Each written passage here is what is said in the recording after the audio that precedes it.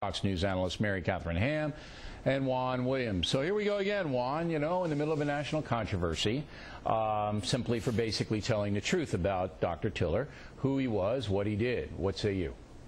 Well, I think it's obvious that at this point then it becomes a political issue in which people who are for abortion rights in this country, and I include myself among them, but there are people who are for abortion rights who are going to try to use this now to make others who have been critical of women having the right to choose, make that now into a political tool to beat people up and just make them feel guilty and to try to convince people that these are all extremists. And the fact is, you're not extremists. There are a lot of people in this country who, as a matter of conscience, are troubled by abortion, especially late-term abortion. And I know you, O'Reilly. What you did was you said it bothered you personally. You don't like the facts. And we base our analysis on the facts. Of course, that's what America's all about. As a pro-choice person, Juan, do you delineate between what Tiller was doing and only two other doctors beside him? And remember, he can make millions of dollars doing late-term abortions, as Tiller did. Do you delineate between late-term? Of course. Everybody in the, and I think, you know, the Supreme Court understands the idea of terms in terms of pregnancy and when it's allowed, when it's not allowed, and that's why the laws are specific on this. Now, I will say that there is so much anger about late-term abortions that, you know, doctors, especially doctors going through, people trained to be doctors, often shy away from this because they don't want the violence, they don't want the threats. But I just want to point this out, Bill. It's hard to justify the Hippocratic Oath with that procedure. I mean, first do no harm. I mean, come on. Right. But let me just say this.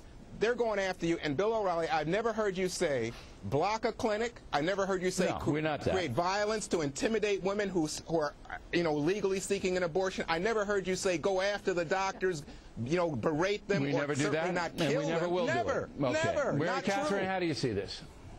Well, first of all, in the wake of this, immediately you saw pro-life groups come out and condemn this. Obviously, my prayers are with Dr. Tiller's family. Terrible incident. On the other hand, you see folks on the left who, do take this as a political opportunity to bash people like you, I think unfairly. Many of these folks who are making this case against you have used really inflammatory rhetoric, talking about, for instance, the interrogation methods that our CIA operatives use. Now, is the standard that they're not allowed to use, you know, this rhetoric because they're angry about an issue that they honestly disagree with people about because something terrible might happen? Well, you could also take that a step further, that if there's a CIA agent assassinated someplace, then you could come back and say, hey, you know, your dissent led to that. Now, there is a fine line, though. There is a fine line, and I understand the line.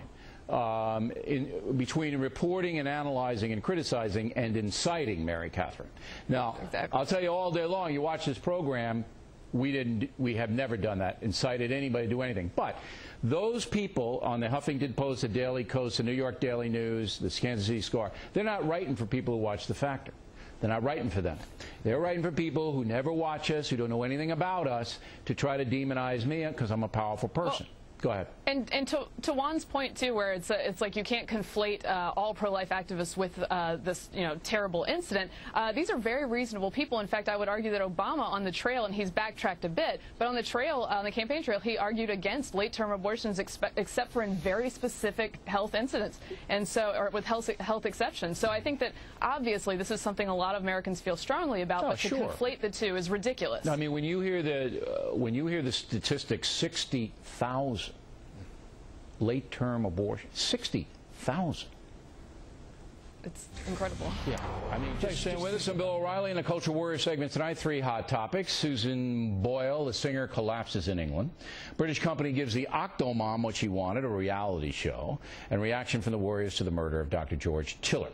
With us now, Fox News analyst Margaret Hoover and Fox and Friends co-anchor Gretchen Carlson. All right, Carlson, any thoughts on the Tiller deal? Come on. It's the most sad thing. I couldn't believe it. I was shocked when I heard about it. But whether or not you incited it, absolutely no way.